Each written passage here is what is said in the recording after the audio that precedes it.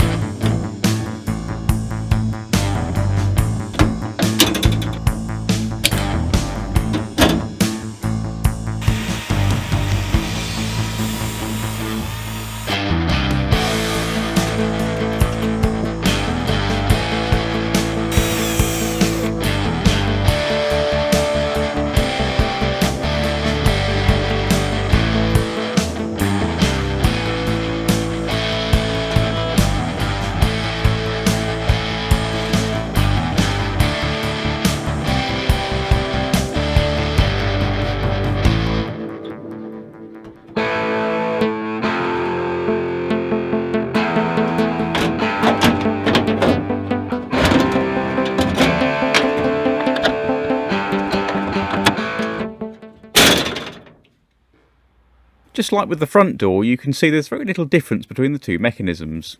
The side door is a bit thinner than the front though, so it does make access a bit tighter. That's why I've removed the outer handle and lock barrel on this one.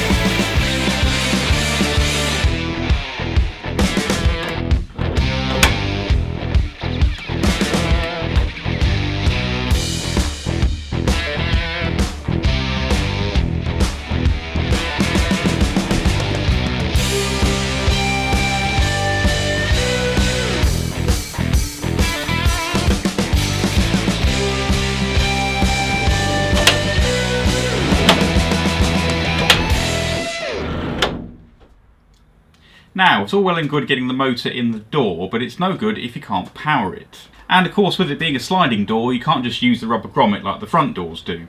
So, ever since vans with sliding doors have had central locking, they've had a set of contacts in some form or another, and the traffic's no different, except they're in a slightly odd position on this one.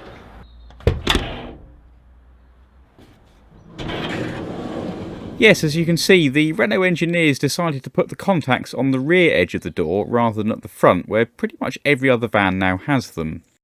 And these are the contacts. They're just a basic 2-pin arrangement, as there's no sensors or anything else to take account of.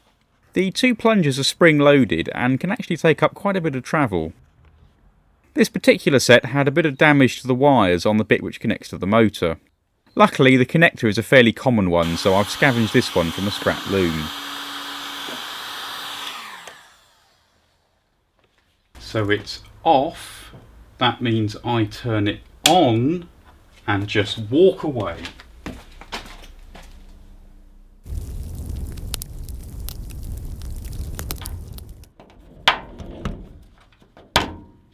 This blanking plug was used to cover up the hole from the factory. And the screws here needed to be countersunk, so I've used some old door catch screws, which luckily are the right thread. And it can just plug straight into the motor. The wire rod for the pull handle can then go back on. And I'll just make sure it still works. This blanking plate uses countersunk screws already, so I'll reuse those when I fit the new contacts. Before I can do that though, I need to get power to it. Somehow I need to run a cable up the C-post, through the gutter section, all the way along the roof channel to the front of the van, down the windscreen pillar and connect up with the wiring from the front door. To help with this, I've got this nylon draw tape which is designed for running cables in electrical conduit. I've taken the check strap off here, which I'm hoping will give me better access to the void behind.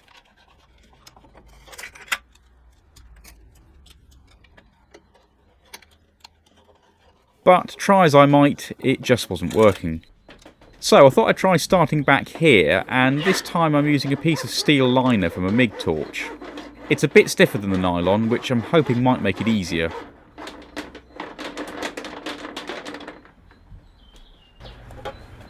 Oh, yeah, I've got it,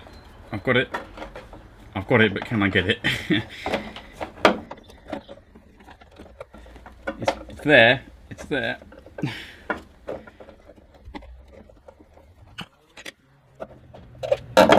There we go.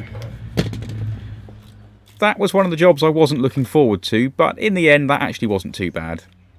I'm using a piece of flexible twin core cable here, ostensibly because I had it already, but it should also be easier to fit compared to individual wires.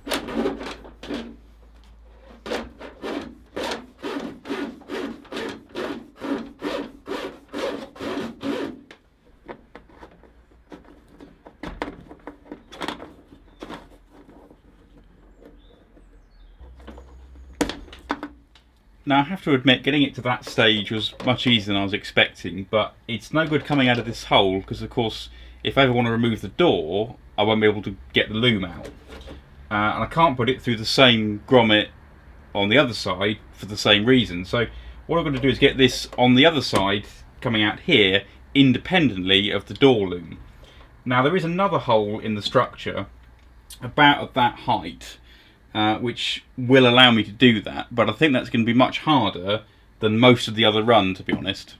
This time I've gained access by removing the door switch, and although this next bit's just basic cable routing, it's still really time consuming.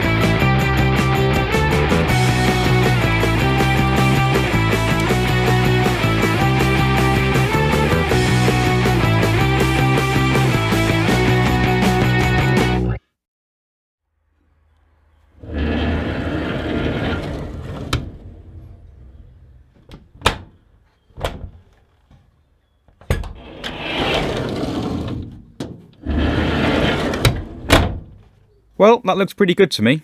So join me next time when I carry on with the wiring to the back and try and tackle the lock on the rear door.